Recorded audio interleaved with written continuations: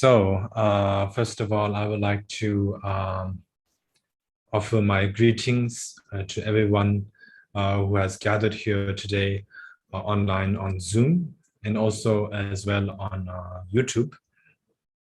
So today's teaching was requested by Sakya Punzo Choling, located in Hong Kong. And I would like to thank them for giving me this opportunity to share Dharma teachings today. And also today, this teaching is being translated into many different languages with the help of Sakya friends. So I would like to also thank the Sakya friends for making today's teaching available into the many languages so that everyone can enjoy the teachings. So today's teaching is all about karma, the law of cause and effect, which is such an important principle practice of Buddhism, as a very principal teaching of the Buddhas, Lord Buddha Shakyamuni. And basically karma, in a way, it sounds quite simple, that if you do good deeds, you experience happiness. If you do bad deeds, you experience unhappiness, suffering, and so on. But if you really look into it in depth, karma can be a bit complicated. And it's usually said that sentient beings are not fully capable of understanding how karma works in its full scope. And it is only the fully enlightened Buddha who truly understands karma just as it is. However, because we are born in samsara, a cyclic existence, we need to sort of like follow the rules of the law of cause and effect. Because if we do not, we suffer, and we will continue to suffer in samsara for a very long time. But if we are able to practice karma, sort of not, by that I mean, if we are able to follow the rules of karma by believing in karma and accumulating good deeds, then we will be happy temporarily while we are in samsara, and ultimately we can attain enlightenment by believing in the law of cause and effect and practicing accordingly. So therefore, karma is very important to understand. But in order to follow the rules of the law of cause and effect, in order to practice it, we need to first understand it. And in order to understand how the law of cause and effect works, we must first study it. We must learn about it. Without learning about it, we cannot understand it. So therefore, it's very important to receive teachings related to the law of cause and effect. So today's teaching is known as the clear mirror of actions and their results. And this teaching was written by the seventh Sakya Trichen, the seventh Sakya throne holder, Drogon Chogyal Phagpa, who lived in the 13th century. And he was also the ruler, the first ruler of Tibet from the Sakya family. And he was the main guru of the royal family of the Yuan dynasty, and particularly Emperor Kublai Khan, the first emperor of the Yuan dynasty. But today's teaching, this work known as the Clear Mirror of Actions and Their Results, was written by Chogyal Phagpa in the year 1258 at the request of Prince Jingim, the crown prince of the Yuan dynasty. He is also known as Prince Denjin, so you can check about him on the web later on. So this was requested by him, the crown prince of the Yuan dynasty, and it was written in 1258. And it was like about 4 centuries later, you could say almost little more than 400 years later, after this was originally written, in the year 1625, that the 27th Sakya Trichen, whose name was Jamgon Amezhab, Ngawang Kunga Sonam, wrote the commentary on it. So the commentary is known as the son of the ever-increasing true purposes. So this is what the commentary is called. So I will be teaching based on the commentary, mainly the actual verses written by Chogyal Phagpa, but today's teaching will be based on Amezhab, Jamgon Amezhab's commentary. So to begin with, Jamgon Amezhab. So first of all, today's teaching was not, we were not able to translate it into English in a very short time. But we hope to soon make the English version of this teaching available. But for now, I'm very happy to share the news that it has already been translated into several other languages, but unfortunately not English yet. So I will be looking at the translating it into English. So in the beginning, there is, we start with Jamgon Amezhab's commentary, and he makes the homage, Namo Guru Buddha Dvajaya. So he's basically offering homage to the Guru and the Buddhas. And then he writes the homage to Drogon Chogyal Phagpa, who is the original author of the work. And basically, I will not translate it word by word, but the essence of it. So what Jamgon Amezhab writes is that to the great master, the great lord of the world, the great Sakya, whose activities are so vast and numerous as the stars, who has activities, who has matchless activities, to the Lord Phagpa, to his feet I prostrate. So in this way, Jamgon Amezhab is paying homage to Drogon Chogyal Phagpa. And then he writes the promise to write this commentary. And he says, to the Guru, who is Phagpa, the Lord of the three worlds, Phagpa wrote the work known as the clear mirror of actions and their results. And I shall write the commentary on that, which is known as the sun increasing of merit. And I write this for all of those who are interested and who are joyful in listening to this. So in this way, he has paid the homage to Drogon Chogyal Phagpa and also made the promise to write it. So following this, Jamgon Amezhab categorizes this teaching, the clear mirror of actions and their results, into three parts: the preliminary part, the actual part, and then the conclusion part. So for the preliminary part, there are two parts, a further two parts, the homage and the promise to write the work known as clear mirror of actions and their results. So for the first part, which is the homage, what Drogon Chogyal Phagpa writes at the beginning of the work is, he first writes the title of the work, clear mirror of actions and their results, and then he writes the homage. To the Guru and Manjushri, I pay homage. And then he writes in verses. In the first verse, he writes, I pay homage to he who fully understood the law of interdependence, and having fully understood it, out of his great compassion, shared his knowledge on that to all of the sentient beings.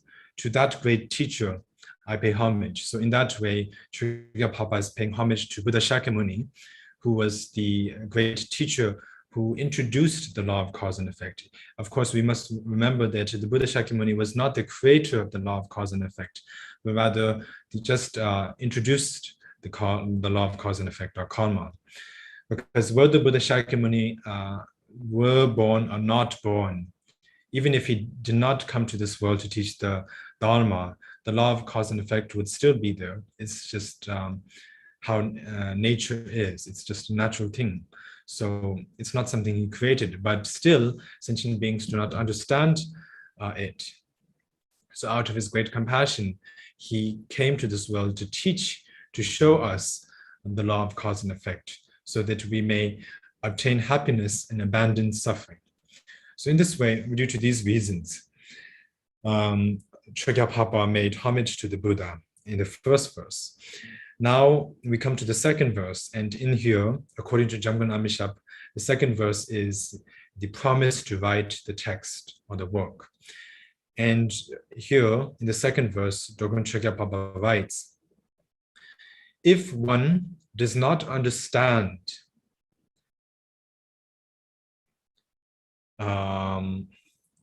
the law of cause and effect, then one will be deluded. One will be ignorant of what is to be accepted and what is to be abandoned. Or in other words, what one should do and what one should not do. One will be ignorant in that, and one will not know what one should do and what one should not do. So therefore, due to that reason, in order to clear that, I shall give this teaching. So this is what Drogon Chogyal Phagpa wrote. It is the promise to write this work. So basically, once again, the purpose of writing this work is in order to show, is in order to teach sentient beings the law of a cause and effect. And why is it so important to know the law of cause and effect? It is because if one does not know the law of cause and effect, one will be ignorant of what one should do and what one should not do. And so therefore, since we need to know what we should do and not what we should not do, it's important to learn the law of cause and effect. And in order to learn it, we must first receive teachings on it. And therefore, Chogyal Phagpa is going to share his knowledge regarding this topic. So with this, we have completed the preliminary part. We now come to the actual part of the teaching. And when we come to this actual part, there are 21 sort of like topics in here, or you could say 21 lessons. When you look at the actual text by Chogyal Phagpa, the root verse, it's just all in verses, and it's difficult to sort of divide the verses. But from Jamgon Amezhab's commentary, we can clearly know that there are 21 lessons. He divides the actual main part of the teaching into 21 parts because there are 21 lessons we have to learn from the actual teaching. So therefore, there comes 21 lessons or 21 parts. And we will go through all of them today. So first of all, the first lesson we must know. The first lesson is that we must learn is we must learn about the law of cause and effect. And we must also learn about from how good, negative, and neutral causes arises happiness, unhappiness, and neutral results. So this is the first lesson we must learn. So in order to learn this, to generally learn the law of cause and effect, and particularly how from good, negative, and neutral causes arises happiness, unhappiness, and neutral results, there is the verse, the first part of the actual teaching by Chogyal Phagpa. And what he writes in this part is that Chogyal Phagpa writes, the Buddha taught that all of the actions of the body, the speech, and the mind that are performed due to the mind's intentions is called action, or you could call it karma. So basically, it shows here that karma is created by the mind. So we have body, we have physical actions that we commit, we perform, verbal actions, and also, mental actions. And these can sometimes be happy, sometimes be virtuous, sometimes be non-virtuous, sometimes be neutral. But anyways, the body, the speech, and so on are controlled by the mind. So the mind is the thing that is the most powerful. It is from the mind that karma arises. It is from the mind that the actions of the body, speech, and mind arises. So this is what Chogyal Phagpa is saying. And he said that this was taught by the Buddha. So it's not something he is making up, but it was taught by the Buddha himself. And to speak about the results, there are 3 different types of results. There are good results, there are bad results, and then there are also neutral results. And the good results, which are, happiness, are caused by virtuous deeds. It is from virtuous deeds that happiness arises. The opposite of that, which is unhappiness, is caused by negative deeds. It causes negative deeds. And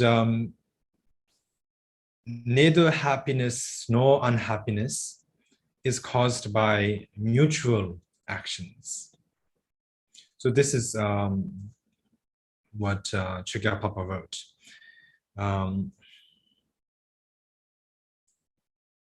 With this, we have gone through a little bit of over 2 verses in the actual part.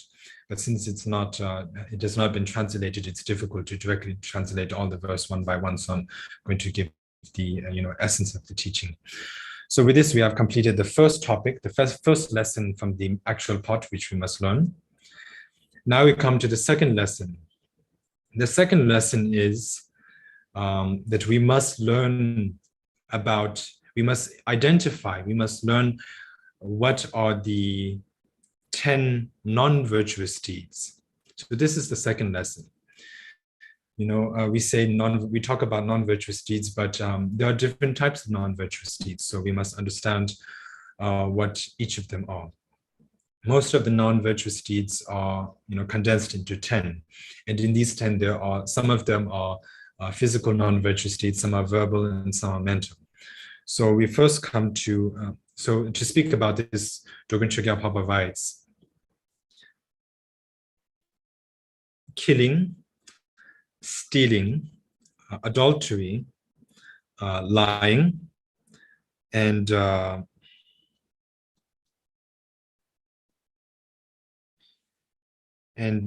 slander, as well as harsh words and gossip, as well as thoughts of stealing, or greedy thoughts, and harmful thoughts, as well as wrong views.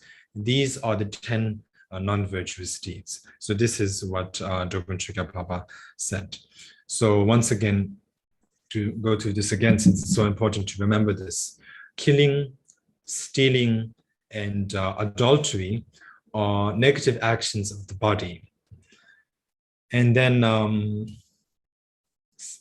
lying and slander and harsh words, as well as gossip. These 4 are verbal non-virtuous deeds. And then greedy thoughts and harmful thoughts, as well as wrong view, these 3 are the actions of non-virtuous actions of the mind. So with this, we have now identified what the 10 non-virtuous deeds are. So with this, we have completed the second lesson. We now come to the third lesson. And the third lesson is to understand what the results of these 10 non-virtuous deeds are. And to speak about the results, there are two different types of results, two ways these results manifest, the results of the 10 non-virtuous deeds manifest. The first is to manifest in this very lifetime. And then the second way it manifests in future lifetimes. So to speak about this third lesson, and Chogyal Phagpa writes,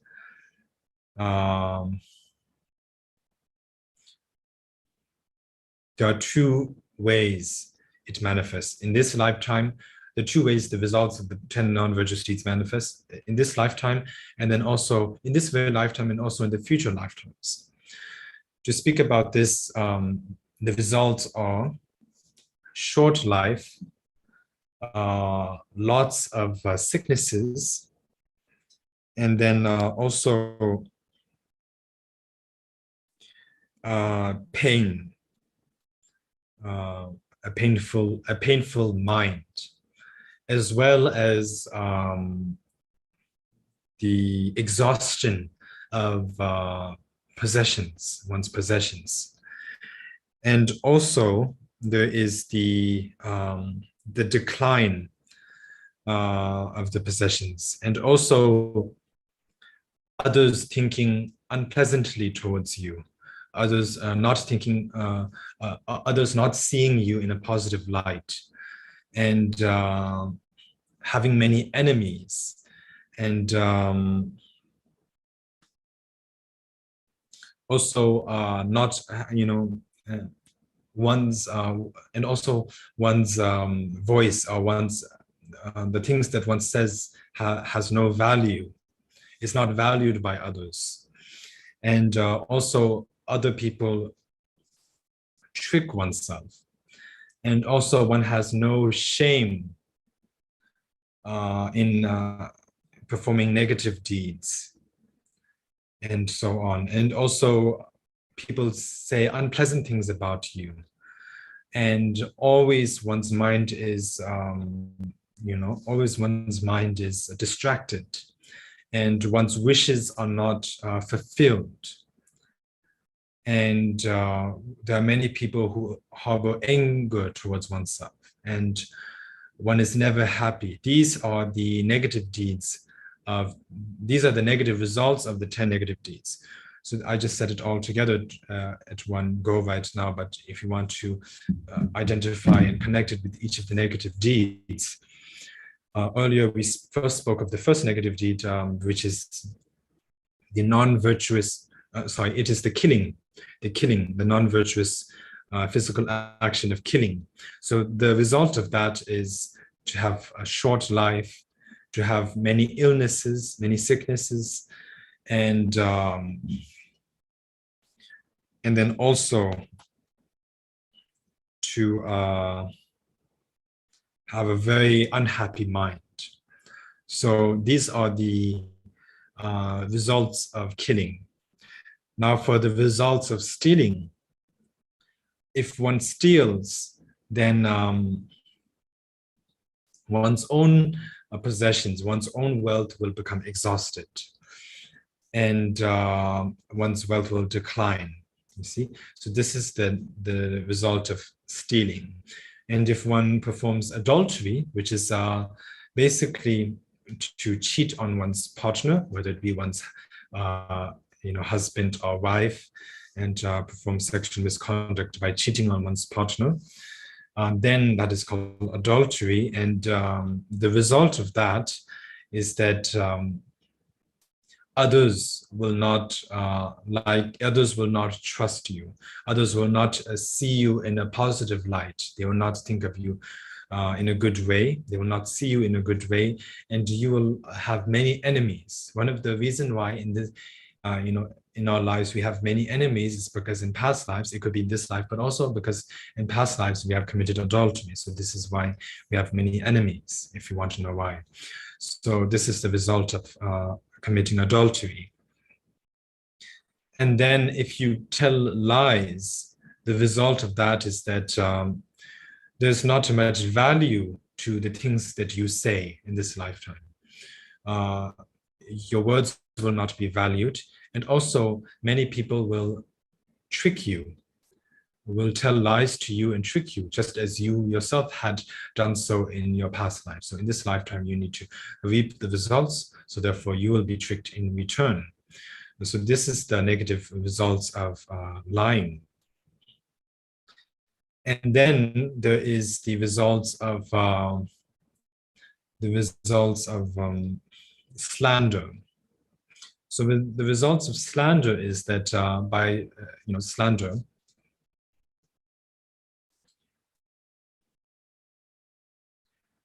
you could call it slander or divisive talk. The results of that is that in this lifetime, you will not have much shame for negative deeds. And also people will say a lot of unpleasant things about you.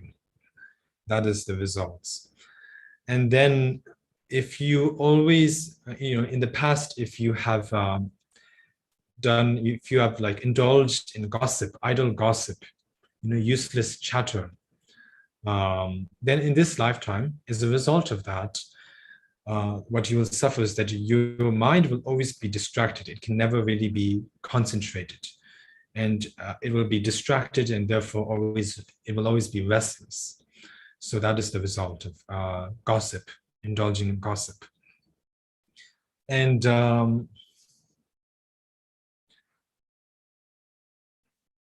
by having greedy thoughts, the result of that is that in this lifetime, whatever you wish for, it just will not be fulfilled. You won't see it you will not see it manifest. Your wishes will not be manifest.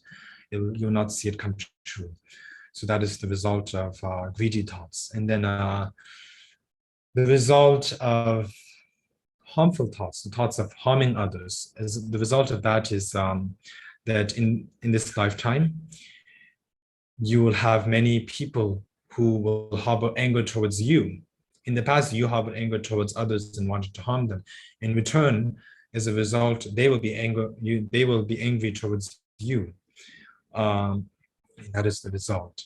And then finally, for the result of harboring wrong views, the result of that is that you will never be happy. You'll never find happiness. So this is the results of the 10 non-virtuous deeds. And once again, because we spoke about the manifestation of these results in this very lifetime, and also the manifestation of these results in future lifetimes, one may wonder, how does it work? So Chogyal Phagpa wrote that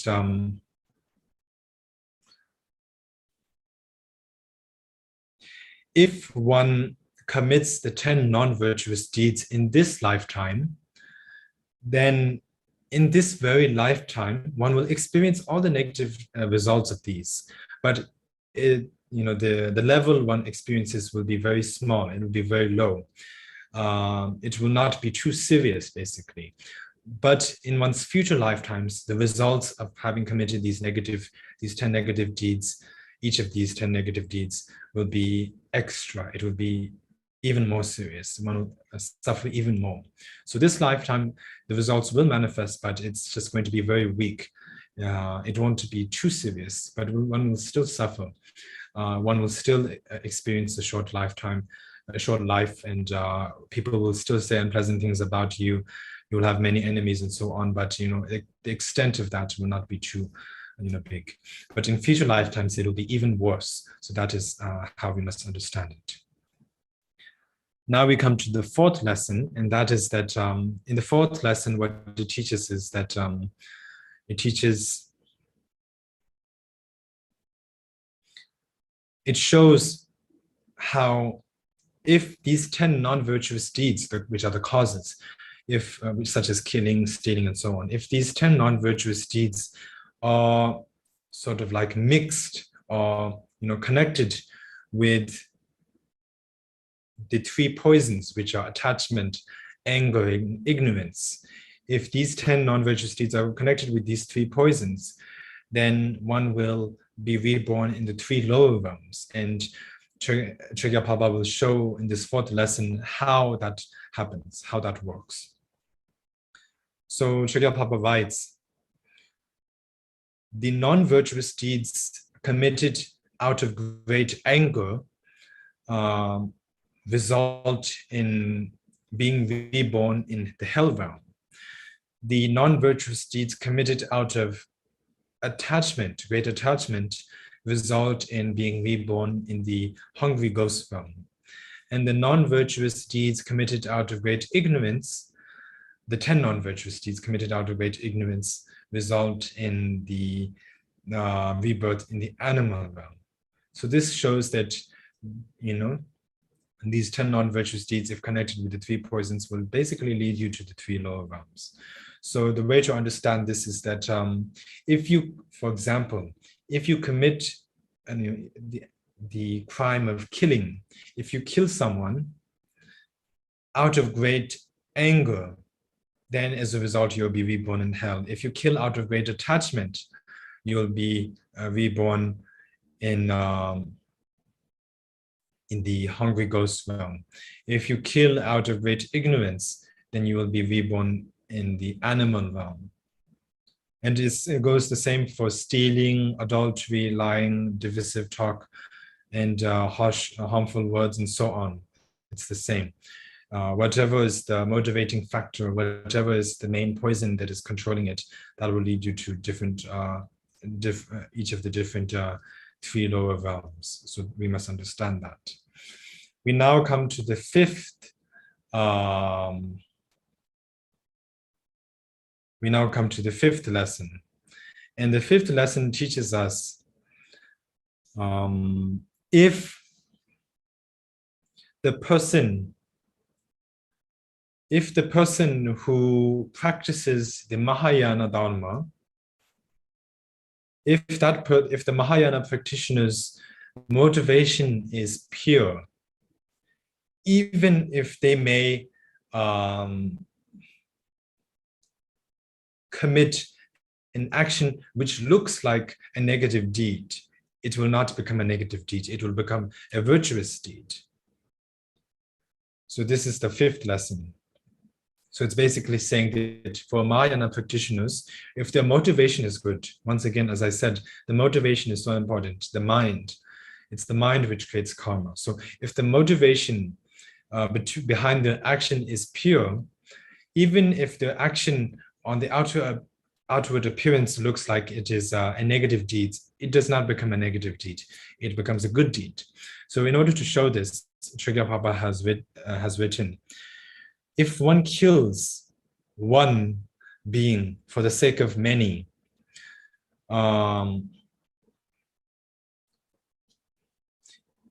which is basically if one kills one being in order to save the lives of many others, because the motivation is not impure, and also because the result is good, even though it looks like it is a negative deed on the outward appearance, because it is still the action of killing, the result of that will be a good result. It will be happiness. It will not be suffering. So to better understand this, I will give an example from the life from one of the previous lives of the Buddha, when he was a captain who set sail for the ocean to retrieve jewels from the ocean. So the Buddha was the captain, and there were 500 merchants on the ship, and they set sail. And on top of the 500 merchants and the captain, who was the Buddha's own previous life, there was also a very evil merchant. And this evil merchant thought, now we are all going, we are all setting sail to retrieve jewels from the ocean. And but once all of the 500 merchants have collected the jewels, I will kill all of them so I can take all of the jewels for myself. And so this is what he thought. And the captain of the ship understood, he found out the scheme or the intentions of the evil merchant, and thought to himself, this evil merchant plans to kill all of these 500 merchants, and this would be a disaster. It will be very bad for the bad person who plans to kill, because all of these 500 merchants happen to be great bodhisattvas. So if this evil person in the end does succeed in killing these 500 merchants, then this person will be committing the great heavy negative deed of killing 500 bodhisattvas.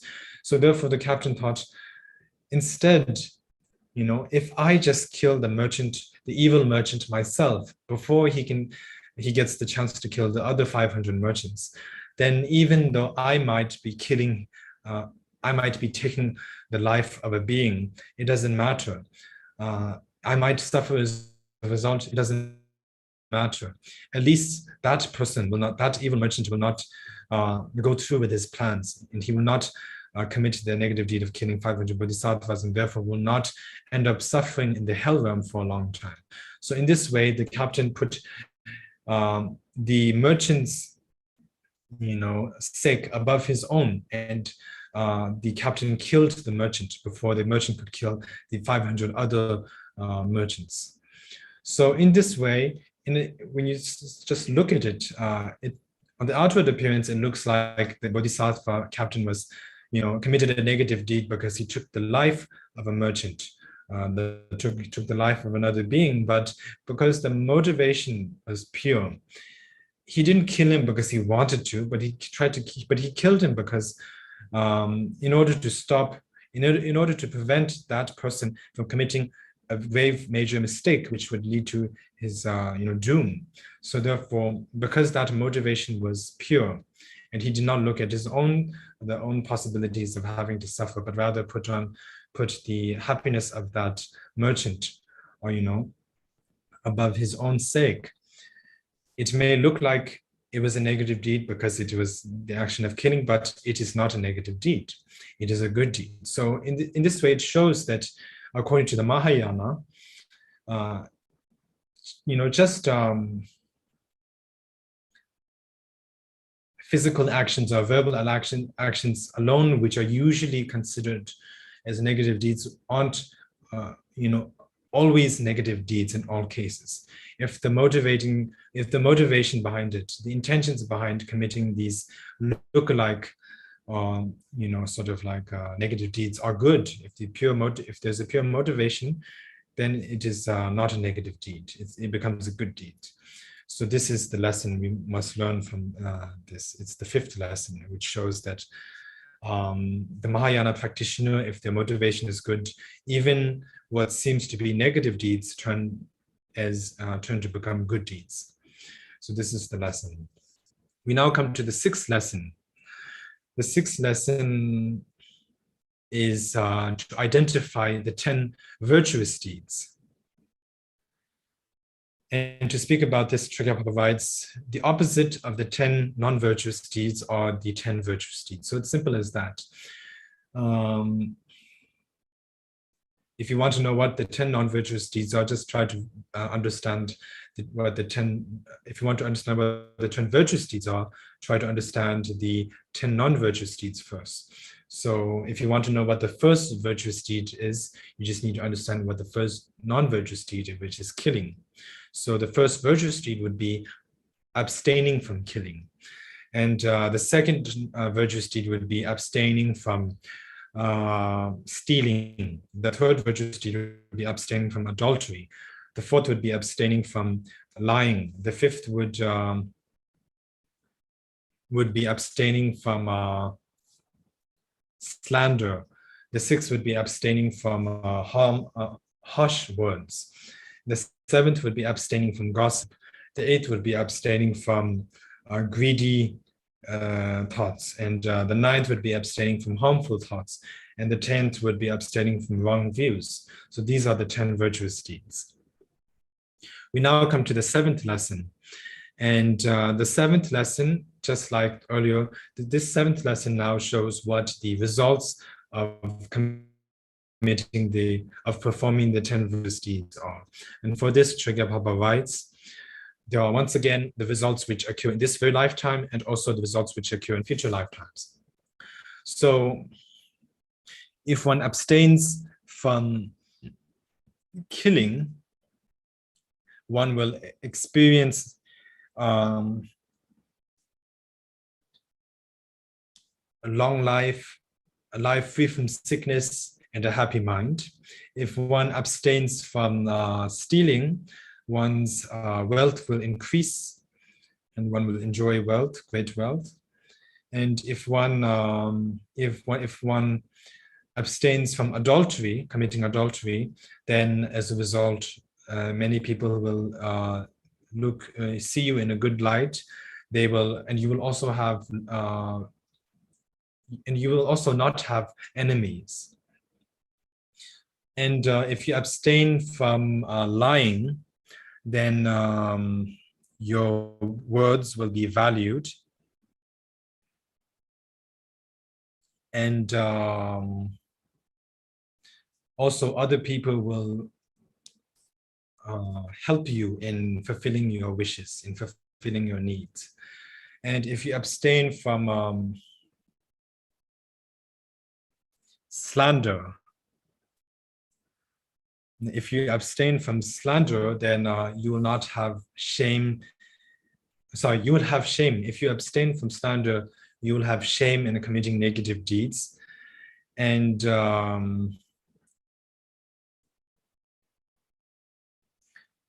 if you abstain from harsh words, then other people will say pleasant, as a result, other people will praise you. They will say pleasant things about you. If you abstain from gossip, then your mind will always be concentrated and relaxed. If you abstain from greedy thoughts, your wishes will be fulfilled. And if you abstain from harmful thoughts, you will have many offsprings as a result.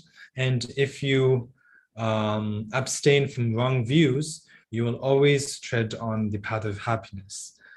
And Chogyal Phagpa says that by performing the 10 virtuous deeds, in this very lifetime, you will experience all of these wonderful results on a small scale, a small level, to a small extent. And in future lifetimes, you will experience this, all of these good results in an even greater extent.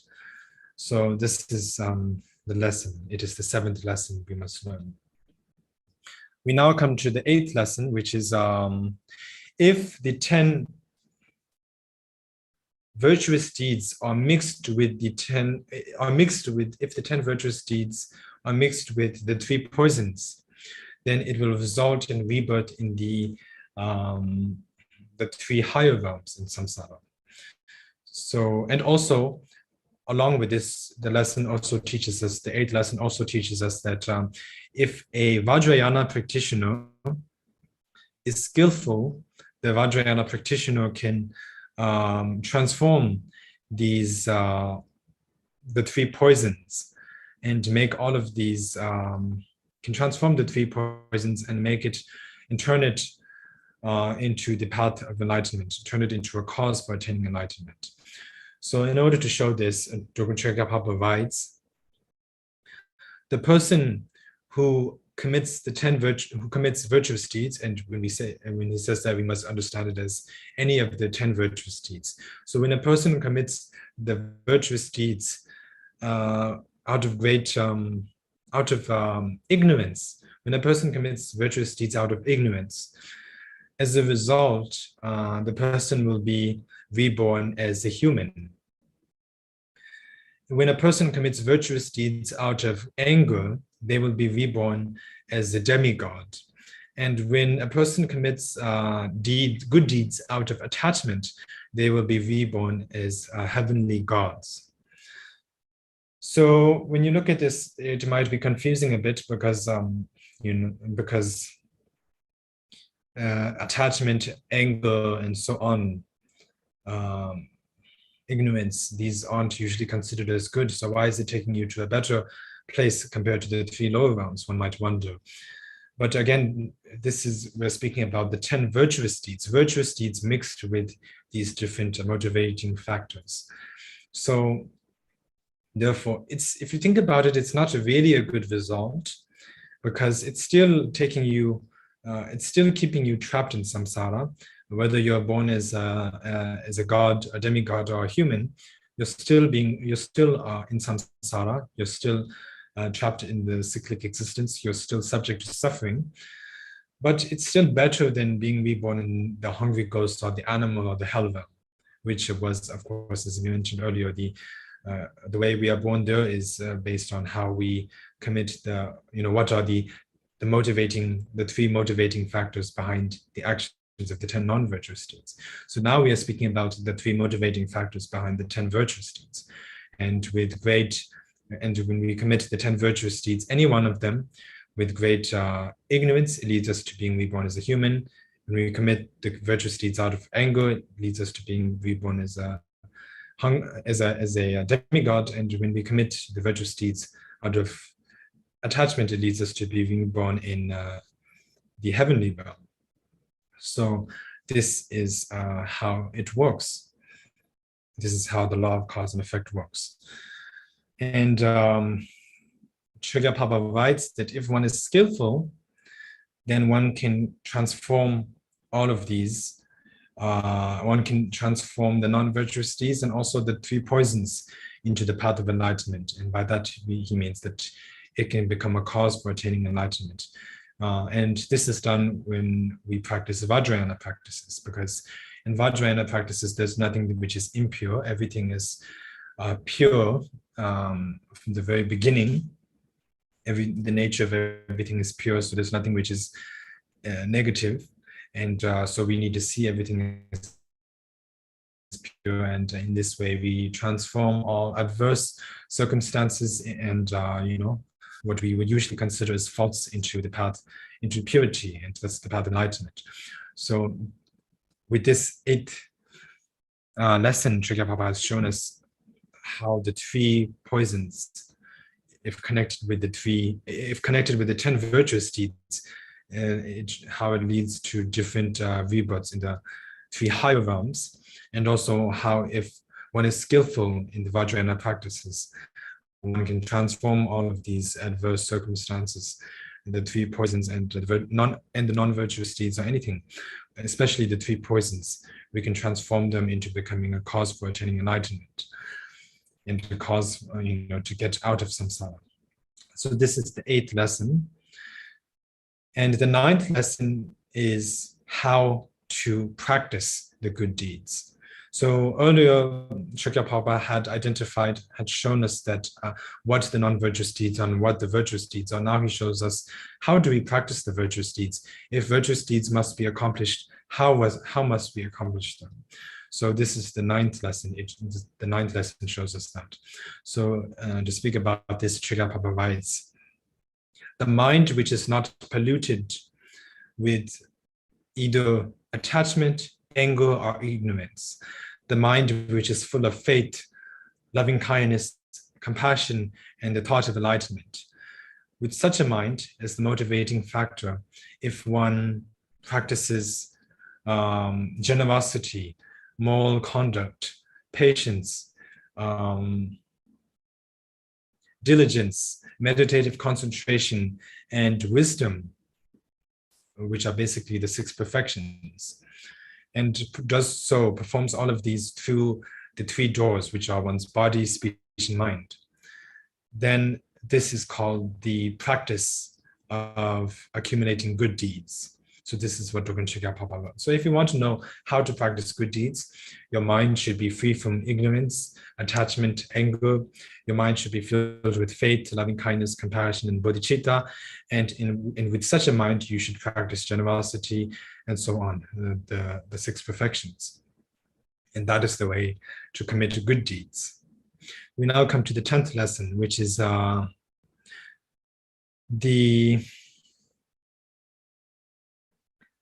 the common results of these good deeds, the earlier mentioned good deeds. So if you want to know what are the common results, by that we mean the results which you will experience while you are in samsara. So as samsaric sentient beings, we will be trapped in samsara for quite some time. We have since beginning this time, and we may still for quite some time in the future. But if we start committing good deeds from now on, step by step, we will slowly experience more and more happiness. And while we are in samsara, during the time we are in samsara, in the near foreseeable future, there will be good results that we will experience. So these results are Chogyal Phagpa rights, obtaining the birth, obtaining a higher birth with all of the conditions to practice the Buddha Dharma, the favorable conditions to practice the Buddha Dharma. One will attain either a human or a heavenly birth as a celestial, which are good births considered in samsara. And one will experience the happiness of these births. So basically, if we perform the 10 good deeds, the results of these 10 good deeds that we can experience while we are in samsara is that one will obtain good rebirths from lifetime to lifetime. And not just attaining good rebirths as a human or a god, but also have the chances to practice the Buddha Dharma. One will always be happy. One will obtain a very beautiful body. All of one's wishes or needs will be fulfilled. One's mind will be at peace. One will not be ignorant of things. And these are the results, Chogyal Phagpa writes, that will ripen if we perform the good deeds in future lifetimes while we are in samsara. Now we come to the 11th lesson, which is the uncommon deeds, which result from performing the 10 virtuous deeds. And to speak about this is basically speaking about the results of performing the virtuous deeds, which one will attain when one attains enlightenment eventually. So by performing good deeds right now, while we are in samsara, eventually we will attain enlightenment. And during that time, there will also be results coming from related to the good causes that we have accumulated while we were in samsara earlier. So to speak about this, Drogon Chogyal Phagpa writes, the uncommon results are basically, it could be understood as the ultimate results of performing the 10 virtuous deeds are, one will obtain glory, one will obtain fame, one will obtain the very special enlightened body of the Buddha, one will have extraordinary activities to benefit sentient beings, one will have excellent meditative concentration, one will have excellent cleverance, one will have excellent magical powers, one will have excellent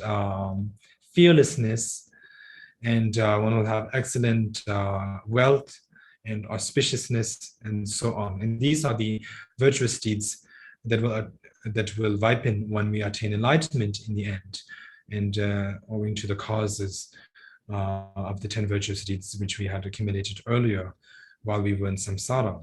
So this is the 11th lesson, the uncommon results of having performed the 10 virtuous deeds.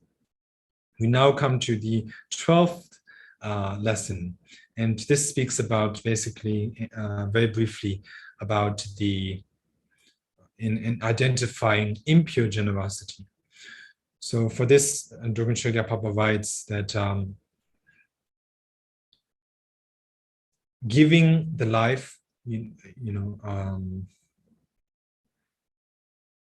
letting go of the life, letting go of the life, you could understand it as giving life at the slaughterhouses and the like, because the motivation is not good, and also it harms the life, even though it may look like a good deed, because it is an action of giving, as a result, you will suffer.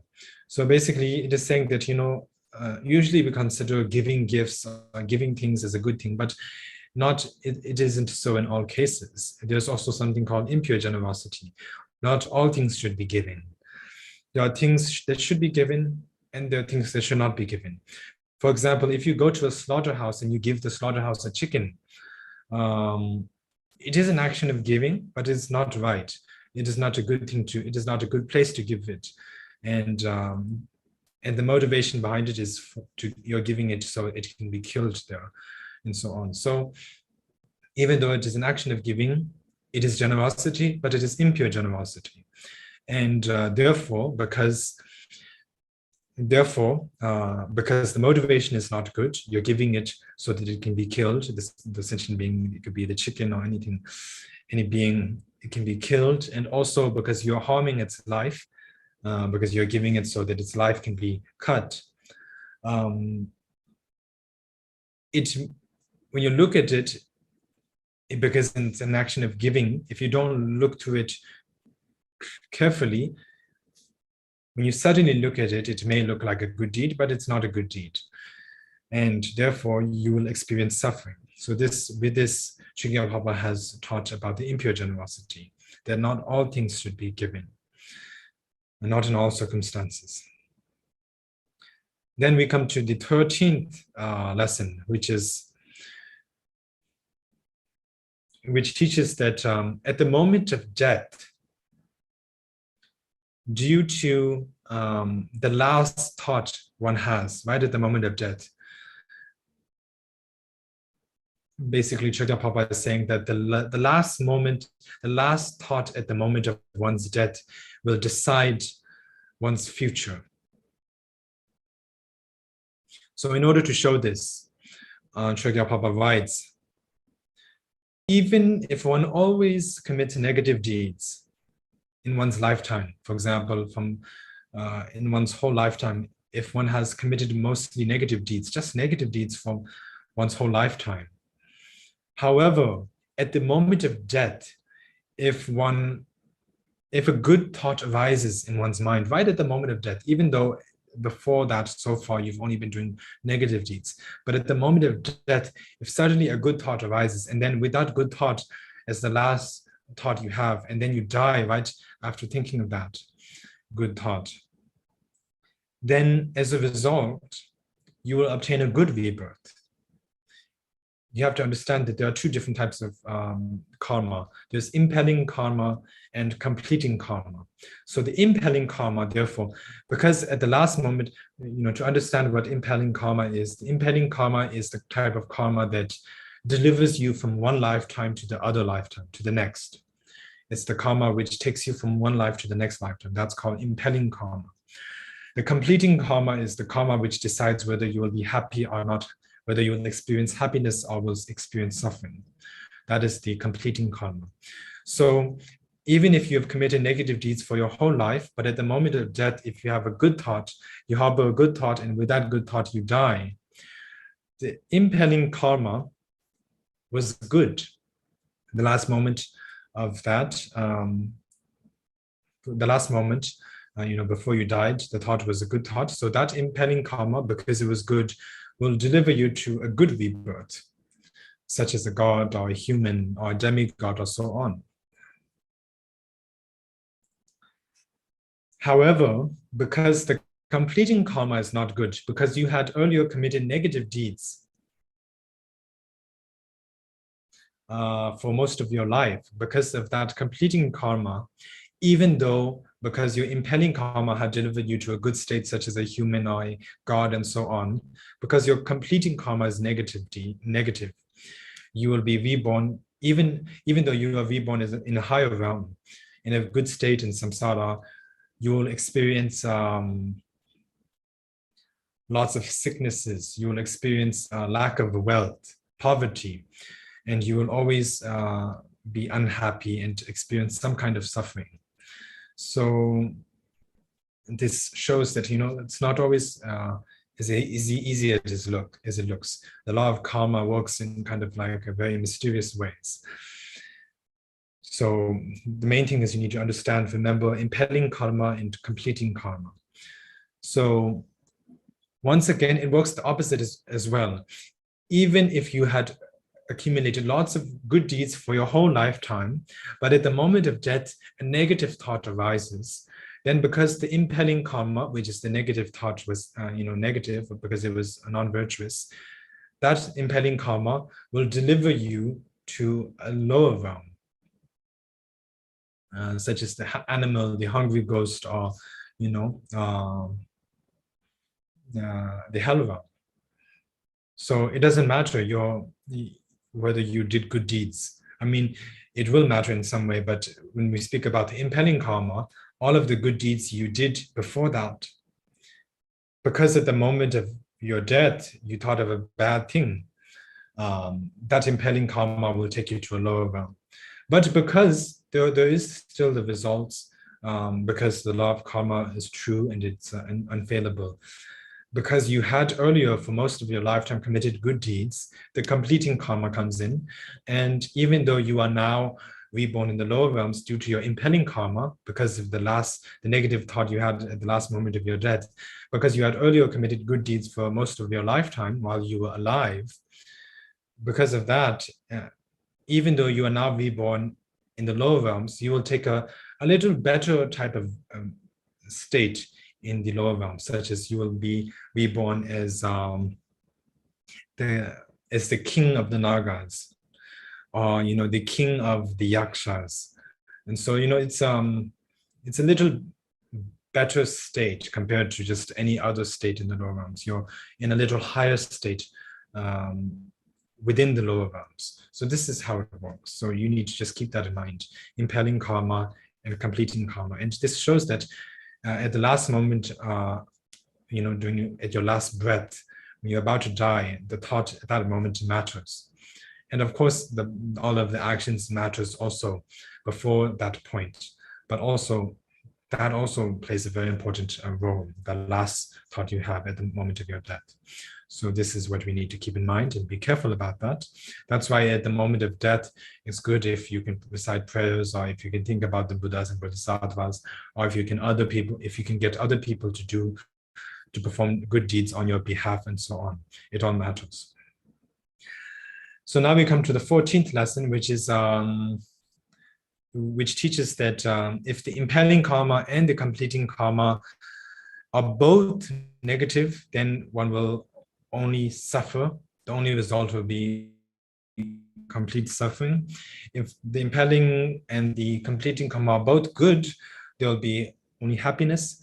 And if both of the impelling and karma are neutral, are sort of mixed up, then the result will also be mixed up, uncertain, or you could say neutral.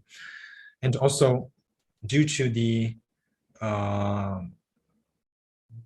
level of the impelling karma and the negative, and the impelling and the completing karma, the level of it, if it's weak, then there will be very slow results. If it's very strong, there will be swift results. So to speak about this, Chogyal Phagpa writes, if both of the impelling and the completing karma are negative, or if they're non-virtuous, then there will always be suffering as a result. If they are both virtuous, there will always be happiness as a result. If both of them are sort of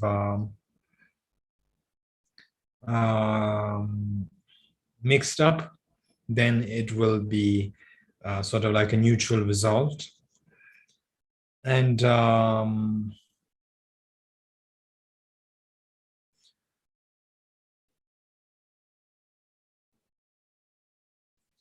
if the impelling karma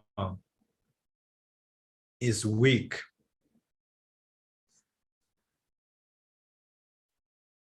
then you will, it is certain that you will experience the result, but because it's weak, the result might come a bit slowly, like in future lifetimes.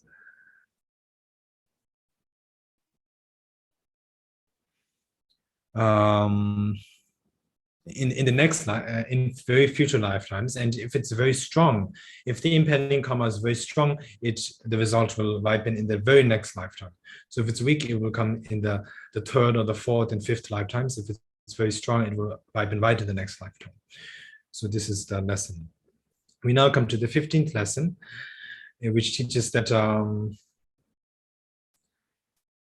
whatever action we commit, whether it be good deeds or negative deeds,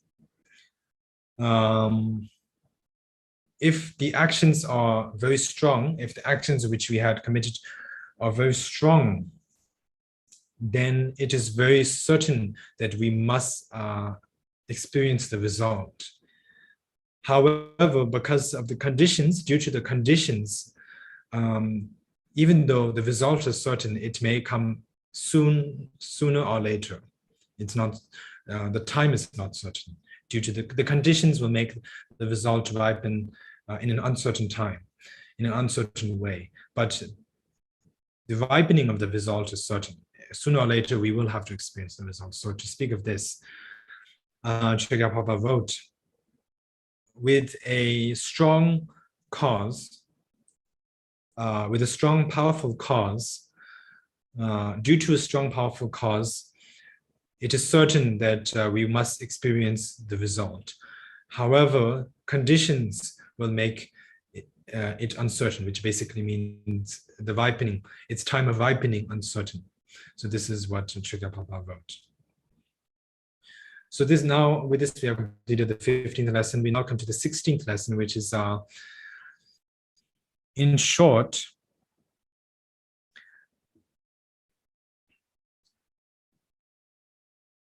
good deeds which are committed with good motivating thoughts will always lead to happiness, and negative deeds which are committed out of negative emotions, evil emotions, will always lead to the result of unhappiness or suffering.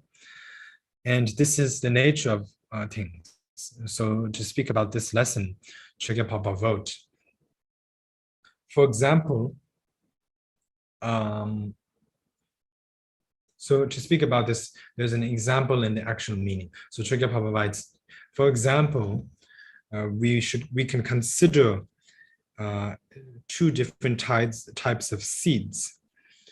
One type of seed would be a barley seed, and one will be a rice seed.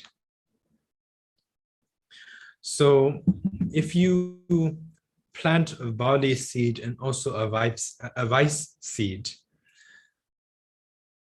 by planting the rice and the barley seed separately, it will separately give birth, to its own result. The barley seed will give birth to the body, and from the rice seed, rice will emerge. So it's basically saying that its connection is unmistaken. By planting the barley seed, rice will not grow. By planting the rice seed, barley will not grow. By planting the barley seed, barley will grow. By planting the rice seed, rice will grow. And likewise, from that example, by committing good deeds, happiness will arise. By committing negative deeds, suffering will arise. It isn't like if one commits good deeds, one will suffer, and if one commits negative deeds, one will enjoy happiness. It's not like that. The connection is there, is unmistaken. By good deeds, good results, such as happiness arise. From negative deeds, bad results, such as suffering arise. And that's the nature of things. So this is the lesson, the 16th lesson. We now come to the 17th lesson, which teaches that nobody can avert the actions which has a very strong object, action, and motivating factor. And therefore, one must strive in performing, one must strive in relying on the antidote to the negative deeds. So basically what Chogyal Phagpa says here is that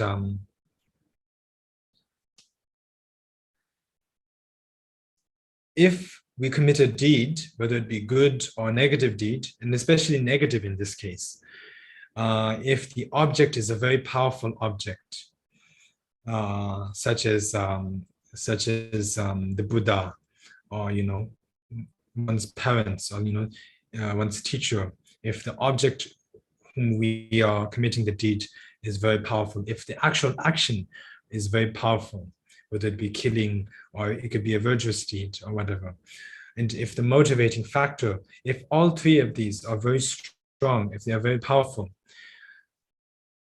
the result is eminent. It cannot be averted. Even the Buddha, if the Buddha comes, the Buddha cannot avert the result of that. The Buddha cannot change your destiny. And if the Buddha cannot change your destiny, nobody else can. So for example, we can put an example of Devadatta, the Buddha's cousin. So the Buddha's cousin committed a negative deed which had all three of these. The object was a very powerful object, the Buddha himself, because the action which Devadatta, the harmful action which Devadatta committed was towards the Buddha, and therefore the object was a very powerful object because it's the Buddha. And then also the action itself was Devadatta tried to harm the Buddha physically. He tried to assassinate the Buddha. He made several assassination attempts. And therefore the action is very powerful. It's a very serious action. And also the motivating factor is very powerful. He wanted to kill the Buddha, to kill the Tathagata. So therefore, all three of these were very powerful in Devadatta's case. And therefore, it was eminent. Devadatta had to be reborn, had to fall into the lower realms with no stop and be reborn in the hell, and to just fall directly. It is said he wasn't even reborn. The earth opened up and Devadatta fell right into the hell realm. So he didn't need to be reborn. He just fell right straight down. So even though the Buddha is very compassionate, the Buddha cannot do anything about it because that was his destiny, and the power, the action and the motivating factor in the object of which Devadatta committed it was so powerful, and that the Buddha could not avert it, could do nothing about it. And so if the Buddha cannot do anything about it, there's no need to say that nobody else can stop it. However, Chogyal Phagpa writes, the mind of enlightenment and so on, and also the mind of enlightenment, loving kindness, compassion, these thoughts, and also the understanding of enlightenment, understanding the wisdom which understands emptiness. All of these cleanse all of the obscurations of the karma, of the actions which one has committed, and therefore are the main antidote. So with this, basically, Chogyal Phagpa is saying that the Buddha can do nothing about the serious actions which you have committed, which are motivated, which have the strong object action and the motivating factor. So if actions are committed with three of these, which are very powerful, the Buddha cannot stop it and nobody else can, but the only person who can avert it is you yourself. You yourself are responsible for your actions, and it is you yourself who, through your efforts, through your own efforts, such as the practice of the antidotes, such as bodhicitta, loving kindness, compassion, meditation on emptiness, and so on, you can purify your negative deeds and can thus avert your own unfavorable, you can, avert all of the unfavorable situations or circumstances which are in store for you. So with this, Chogyal Phagpa has taught the 17th lesson. Now we come to the 18th lesson, which is understanding the benefits of understanding the benefits of understanding the law of cause and effect.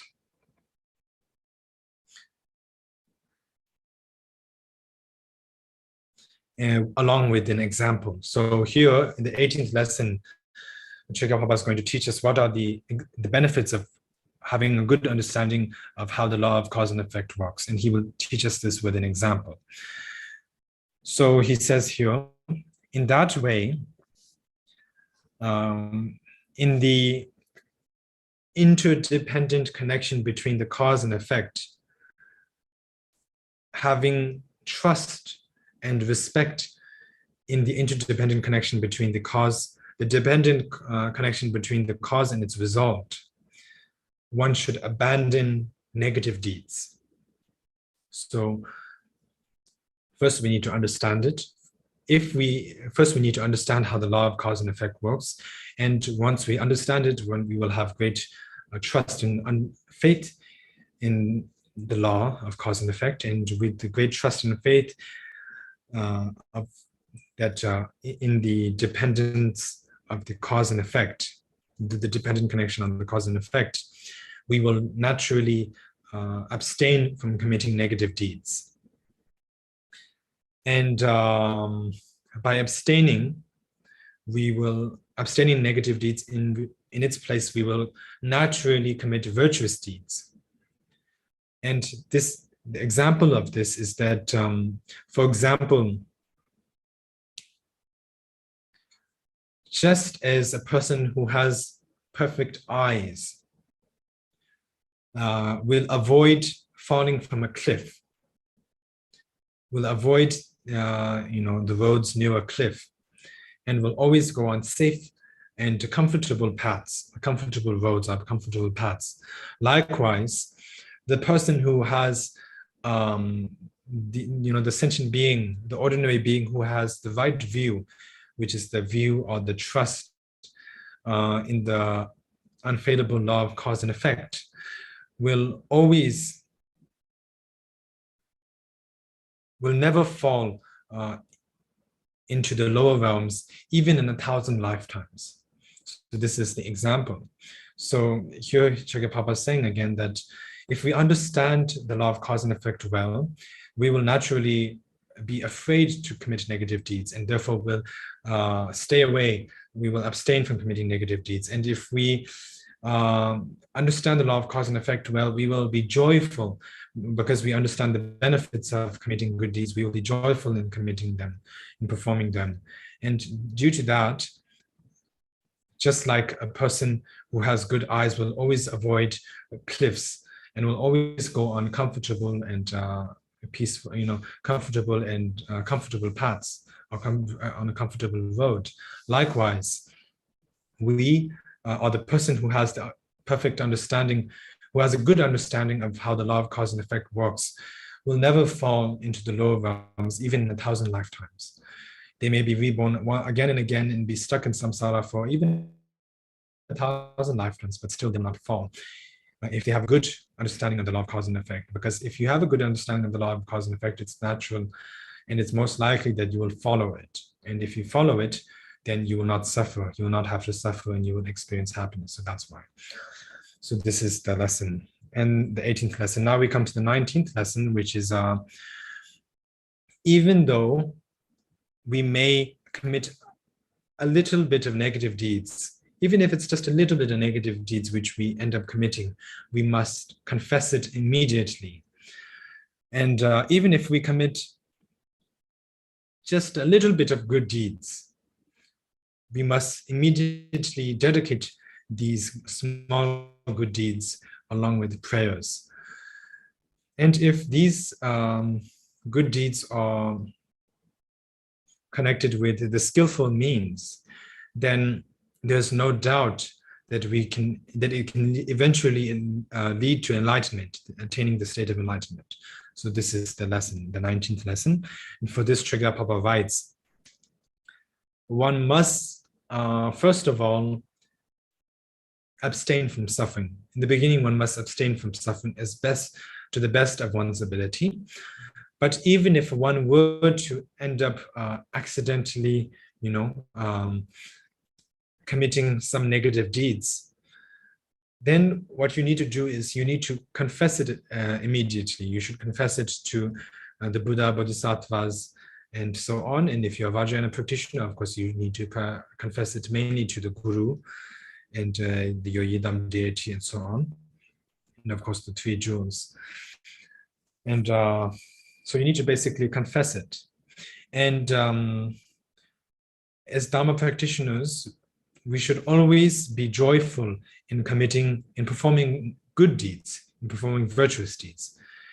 And of course, there's no need to say, of course, we need to do it for good, the very big or very major good deeds we perform. But even if it's some small, minor good deeds that we accumulate, even if it's a very small good deeds, we should not look down upon it and immediately dedicate that merit for the sake of enlightenment of all sentient beings. We must dedicate it by praying that may this small, even if it's a small virtuous deed, may it still serve as a cause for all sentient beings, all mother sentient beings, to attain enlightenment. So this is in this way we must practice.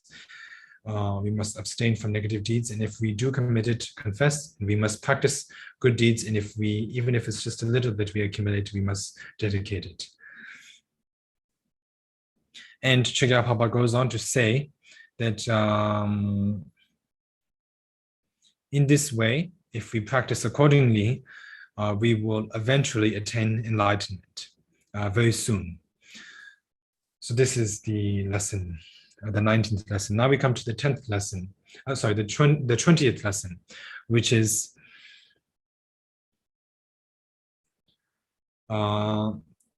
we must understand that in the relative truth, according to the relative truth, the law of cause and effect, we must understand that according to the relative truth, cause and effect are interdependent. And if we understand this, due to this understanding, we will eventually come to understand the true nature of phenomena, which is free from the 4 extremes. And so for this, Drogon Chogyal Phagpa writes, by understanding that according to the relative truth, in the relative truth, causes and effect are reliant upon each other. They are dependent upon each other. They are connected. By understanding this in the relative truth, you will eventually come to understand. You will come to understand that the nature of phenomena, which is free from any extremes. So this is what Chogyal Phagpa wrote. We now come to the last lesson, which we must learn from the actual part, the 21st lesson, which is which teaches that the excellent understanding that causes and its results are dependent upon each other serves as the basis for excellent views, excellent actions, and so on. So therefore, one must, anybody who wishes to attain liberation must understand the dependent connection between causes and its effect or result. So to speak of this, in that way, Chogyal Phagpa writes, in that way, by having a good understanding of the dependent connection between causes and its results,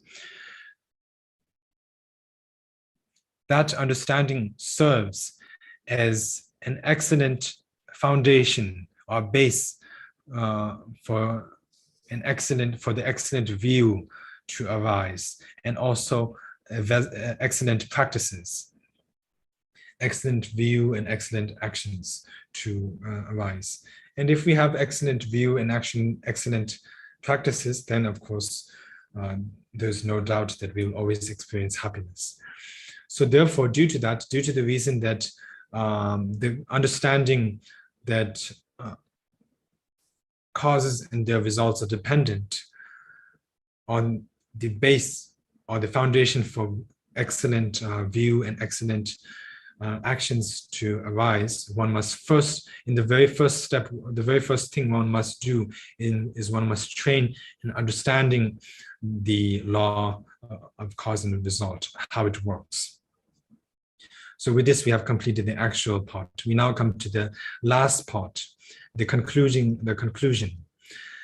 And this itself is further divided into 5 parts. So the first part of the conclusion is, the first topic is, it speaks about who is the person who requested this teaching. And to speak about this, Chogyal Phagpa writes, although you are young, no, although he is young, he acts like an older person. Although he is young, he is mature, you could say. And although he is rich, although he has many possessions, he still has many good qualities as well. He has many good inner qualities as well. And although he is in a high position, he has no pride about that. He is not arrogant about that. And this person who has these qualities is Jingim.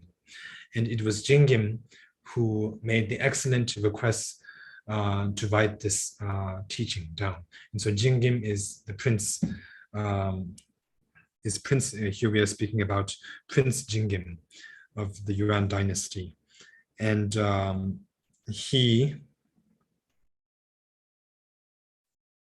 Jingim was, I believe, he was the son of Emperor Kublai Khan, the first emperor of the Yuan dynasty. And Emperor Kublai Khan, of course, was the main disciple of Drogon Chogyal Phagpa. So, of course, not just that, but also basically the whole royal family of the Yuan dynasty were disciples of Drogon Chogyal Phagpa and the current family. So it was Denjin, or also you could call him Jingim, who requested this. Requested Chogyal Phagpa to write this. The second topic in the conclusion part is, it speaks about the person who wrote this. So it's basically Chogyal Phagpa himself. So Chogyal Phagpa writes,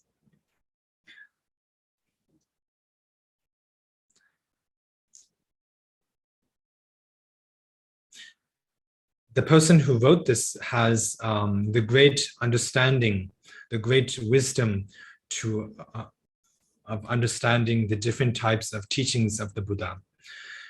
And he has the excellent wisdom, the excellent knowledge of all of the Buddha's teachings, just as the Buddha taught it. And this is Phagpa, myself, and it was I that wrote this teaching. So basically here Chogyal Phagpa is saying that the author is Phagpa himself, and Phagpa, Lama Phagpa, has a very clear understanding of all the teachings of the Buddha, and has a great knowledge of all of the teachings of the Buddha, just as the Buddha taught it himself. And this man is Phagpa myself, and I wrote this. So this is the second part, identifying the author of this work.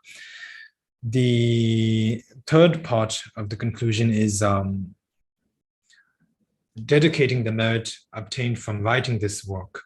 And for this, Chogyal Phagpa writes, with the good deeds, the virtuous deeds accumulated through writing this work, may all sentient beings completely abandon performing negative deeds, and by completely abandoning it, may they completely please all of the Buddhas, and thus be guided by the Buddhas. So this is the dedication of merit. We now come to the fourth part of the conclusion part, which is connecting the name and the meaning of this, the title of this work and its meaning. So here, Chogyal Phagpa writes basically that just as one would understand, just as if one looks into a mirror, one will see the reflection of oneself. One will clearly see oneself. Likewise, if one studies this work, if one learns about this work, one will clearly understand the law of cause and effect. So this is the fourth part of the conclusion. We now come to the fifth part of the conclusion. And here, Chogyal Phagpa writes,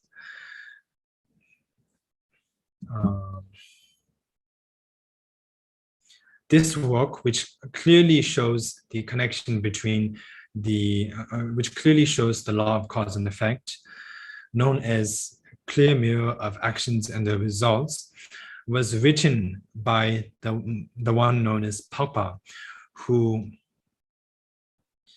is endowed with excellent learning, whether it be scriptural learning and also reasoning. And Phagpa wrote this in the year of the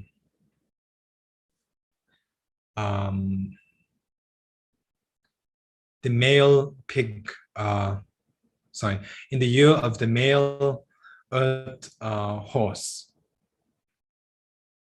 in the month known as Lotan, on the 19th day.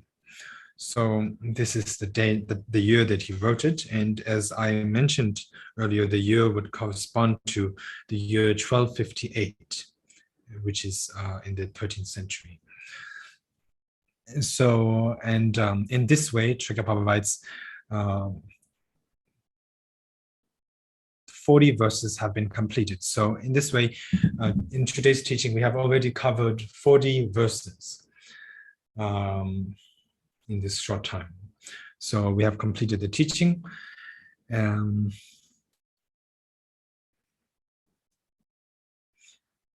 then there's the verses by Jamgon Amezhab to conclude his own commentary. And to speak about this, Jamgon Amezhab writes, so Jamgon Amezhab, of course, because he is born into the Drogon family, he is a descendant of Drogon Chogyal Phagpa, the original author, as well as my own ancestor as well. So he writes here,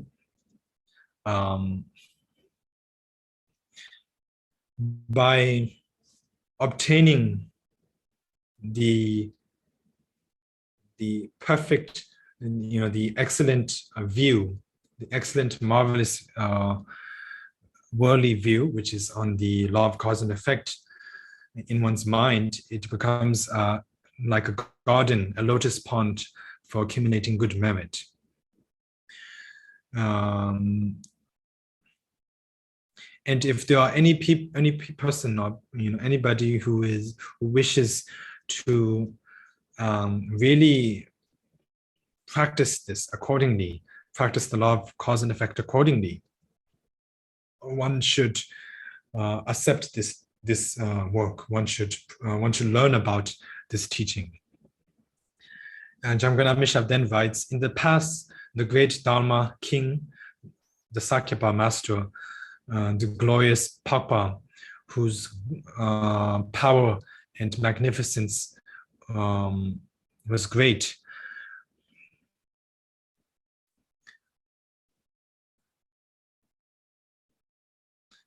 came into control of the great nation of Tibet and its surrounding lands. And in this way, everyone at that time bowed down to his feet. This is because Drogon Chogyal Phagpa became the ruler of Tibet. So all of the people in Tibet, and not just Tibet, but all of the people in China and Korea as well bowed down to Chogyal Phagpa, because Kublai Khan, Emperor Kublai Khan, appointed Drogon Chogyal Phagpa as the president of the Bureau of Buddhist and Tibetan Affairs, and therefore, because he was the president of that department, Drogon Chogyal Phagpa was in charge of overseeing all of the Tibetan Buddhist, Chinese Buddhist, and Korean Buddhist temples within Tibet, within Tibet, China, and Korea at that time in the 13th century. Chogyal Phagpa was in charge of looking after all of the Tibetan, China, and Korean Buddhist temples. So therefore, all of these people bowed down to his feet at that time. And during that time, the great king, the great emperor, who was Kublai Khan, when he offered the entire Tibet to Chogyal Phagpa as a gift for, as a gift for receiving the He Vajra empowerment from Chogyal Phagpa, Kublai Khan later Kublai Khan wished to convert all of the Tibetan Buddhist traditions at that time, such as the Nyingma, the Kadamba, and the Kagyu into the Sakya tradition, and to make the Sakya tradition the only Tibetan Buddhist tradition in Tibet.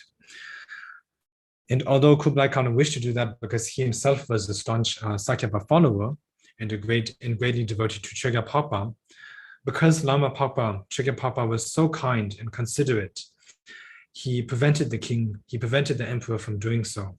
He did not take the chance, because he was the head of the Sakya tradition, to let all of the traditions be converted to Sakya, but because Chogyal Phagpa respected all of the Tibetan Buddhist traditions so much, he told the king that you cannot convert them into the Sakya tradition. You must leave them as it is.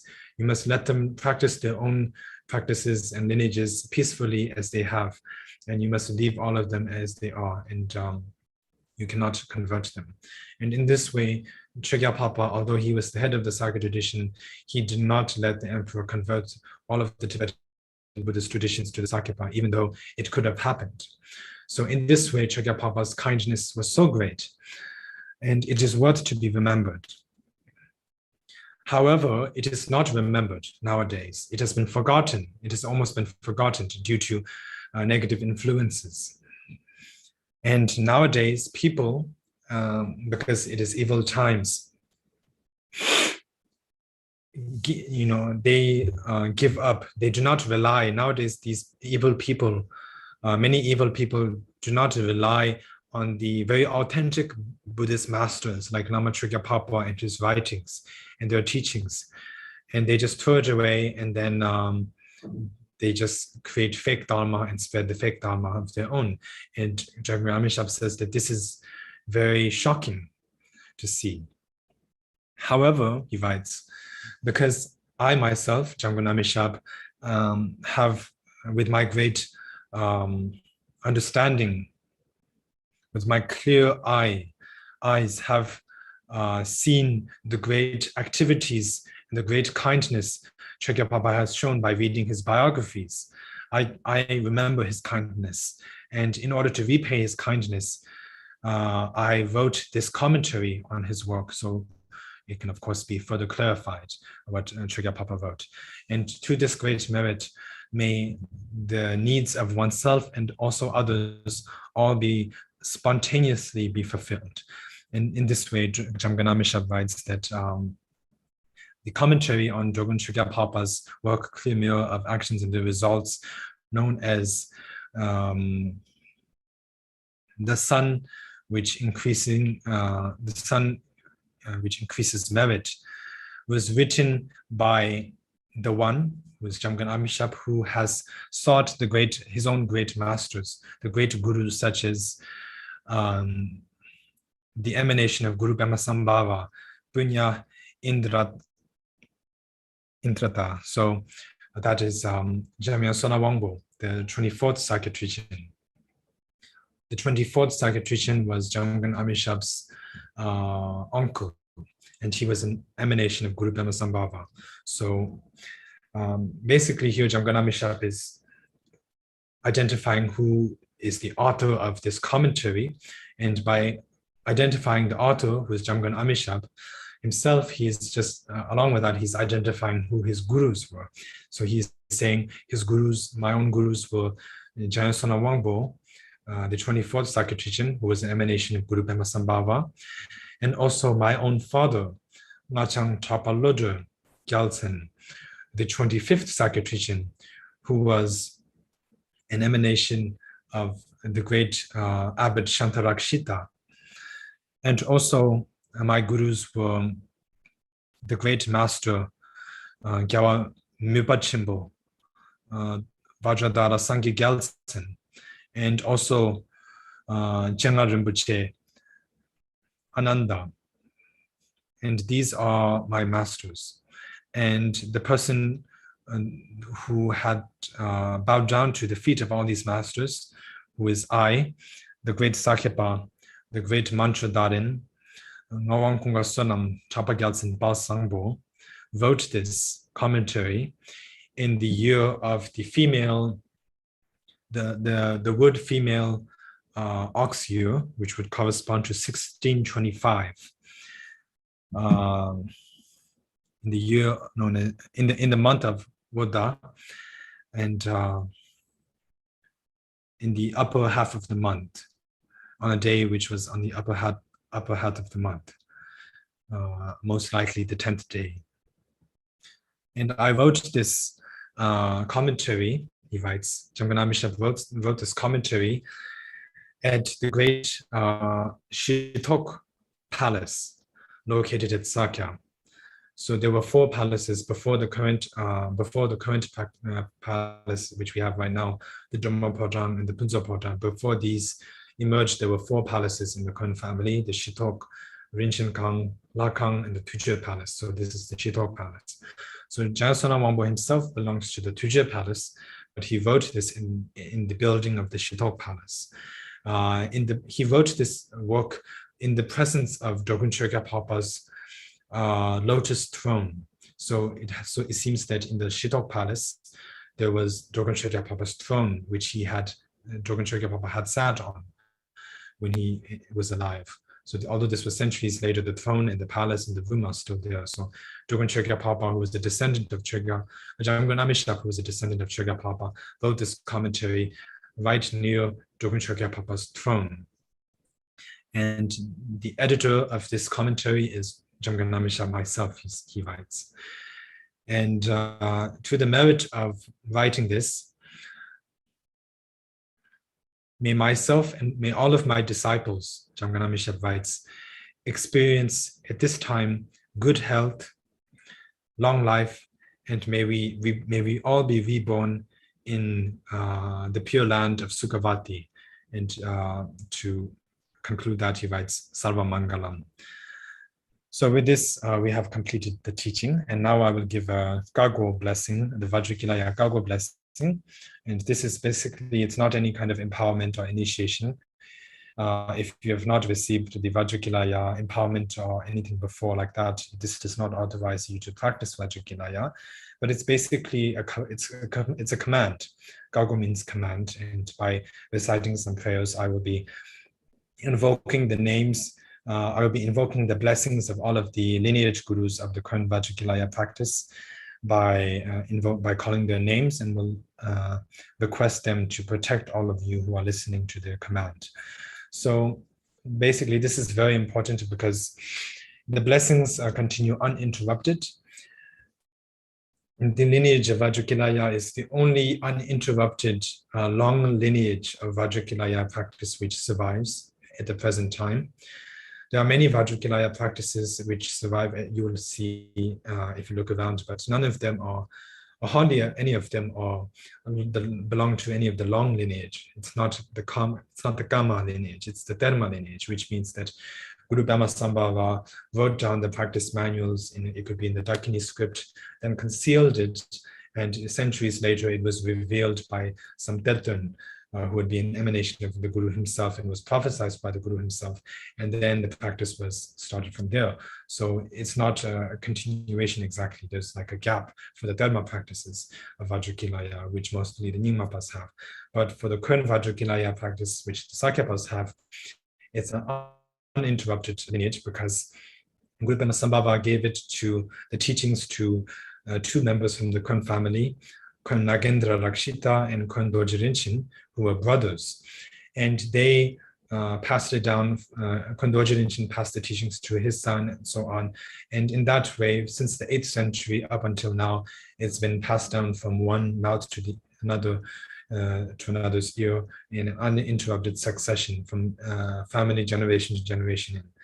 So in that way, it is the only existing long lineage of Vajrakilaya, and so therefore its blessings are uninterrupted. And Vajrakilaya is basically the deity to prevent obstacles, to avert obstacles, and so by receiving this command, all of the obstacles to one's life, such as those caused by demons, ghosts, and also obstacles to one's life, such as sicknesses, any kinds of diseases, and all of that will be pacified, and one will obtain long life, good health, one's good qualities such as loving kindness, compassion, and bodhicitta will increase, and so on. So therefore, with great trust in the lineage and great faith in the lineage masters and the Dharma and the Yedam, Vajrakilaya, and the Dharma protectors, please listen to the Kago. Om Sumba Ne Sumba Hong Hong Girana Girana Hong Hong Girana Bai Hong Omana Ho Bagan Bialazon Om Sumba Ne Sumba Hong Hong Girana Girana Hong Girana Bai Hong Omana Ho Bagan Bialazon Om Sumba Ne Sumba Hong Girana Girana Hong Girana Bai Hong Omana Ho Bagan Bialazon Umezagila saw begin medal does a hana no members of the Hungara Gaza, members of the Bizarre. Hana no members of the Nilatin down, members of the Yamintaga, Bazabaza, members of the Razano, Bendabedam, members of the High Giwan, Hulu, members of the Abaraz down, did it down, members of the Mendakuda, that's no members of the Telebizam, Bendabedam. Members of the Mambala, Sabado, members of Yagan, who's on Bezabella, members of members of Mara, and Jo Mara Mugala Baninzalaya, Sozalaya, Nila, Sola, Sola, Ninze Zuru Shishi Hugunya, Soso, Dadima, Machine Garagara, Maras, and Balmadane, Home, Yanda Zobe Sangichu, Sambolongo, Doji, Sambajuku, Bemajune, Konos, Kodoji, and Jupeshra in the Kurans, Yabu, Sodoshira. Koyan Gigo, Koyan Gedon, Balbo, Shagala, the Koroshira, to the Kogoja, Gabu, Saga, Bajabu, Logan Sonam, Koyan Jizun, Bajitaba, as a Koyan Saga Bendida, Koyan Dragon, Chogyal Phagpa, by the Balubo, the Jalazawa to the level of the Gadibo Muslim, Parinjin Gazin, Koyan Lamazam, Sonam Gazu, Koyan Lajigun, Gazu, Koyan Yabu, the Shikoyan Jana, Gazin, Koyan Yakavashina, Koyan Salazawa, Jamgon, Sono Koyan Wajan Tree, Yabukunga, Koyan Janson, Koyan Wajan Tabolo, Koyan Jamgon, Amezhab Sonam. Koyan Janson, Koyan Wajan, what is Koyan Janson, and Jacota Sajin, Koyan Bijuni, one the new Koyan Yajipema do want to Koyan Jamgon gets a Koyan Tijidashi, Koyan, when you summon a book on our Tashi to Ninja, Koyan Wajan, to the one to Koyan Wajan, or Kunga, Dajak, Lamadaba, Sakya Wajan, Tamchikimba, Koyan Doji, Mangan, Matachim, or Tejiba, which is some one Yabudashi Tabik as a boss of the year, Majibadajak Lamadama. Koyan Doji, Jimadaji, Doji, was on the Daji. As a bosom of the Jimitzawa, the giver of Badala Matamanam Sang Chinagi, Dam Shiro Ramja. There's some Damjika to Lasso Bonang, Doji Lama, the Ribats in Jimita, Medina Nuti beginning to Batumini, Sang and Dujusogi. Near Tamji, the Dendus are the Giwan, the Sadak in the Palazing, and Sunda the Shinema Tuna Jumulus of Neva Tamjana. Shea Logi, Dage, Shagilas of Baging in the Chess Chonsulas of similar the better those shinging the subject and the silos of Jumbo never comes to the Pauling Mother, Jumulas of the Nagagi Baji, Medivision, the Junior Shava, the so against the Sonabada. Kodanon Jawan, Tanya, Chamin Sam laws, obeying the Tamjadayaki, Moda Kone on the fish get somebody that is to be China Zedo, so Gavasage, the Vichinado, Trigger Dojishin in the Jawadanaga Sosik. And the Lusugan never Majijam, Bezaraja, whom Besom, Bezaraja, whom Besom, Bezaraja, whom Besom, Mauchi, and now I took which is in Solomon, the Lachimin, the Tantra Joy, Participant Majun in the drawing.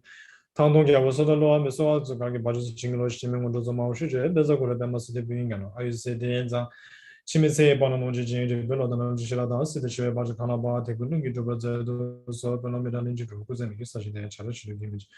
Kila Chubetashi show. So with this, I've completed the Vajrakilaya Kago, and we have completed the teaching. And once again, I would like to thank Sakya Kunzo Trilling in Hong Kong for requesting this teaching. It's very important. It's really, if you really look into this teaching and read it, it inspires you to practice the Dharma and to follow the law of cause and effect. Just about 1 or 2 days ago, when I was reading this myself, in order to prepare for today's teaching, it immediately, the thought occurred that, you know, if I don't practice, if I don't follow the law of cause and effect, it's not going to work at all. I must do this. So it gives you that sort of immediate urge to practice if you really read it. And that's that means that this work is a wonderful teaching, the way it is written. So we should practice that. And of course, the main thing that encourages us to practice, that pushes us to practice from our laziness, is the thought of impermanence. If we can think about impermanence more often, it will encourage us to practice. And because we will understand that we have very short time in this lifetime. we have obtained the human birth, but we don't know when we will die. And if we die, we don't know where we will be reborn, and we may most likely reborn in the lower realm. So to avert that, we must perform as much good deeds as we can, and avert as much negative deeds as we can. So therefore, thinking of impermanence is important. So once again, thank you to the organizers, like Trichen Punso Cheling, and also to Sakya friends for helping with the translation of all of these teachings into the many different languages. So thank you. And so now we will recite the dedication of merit together.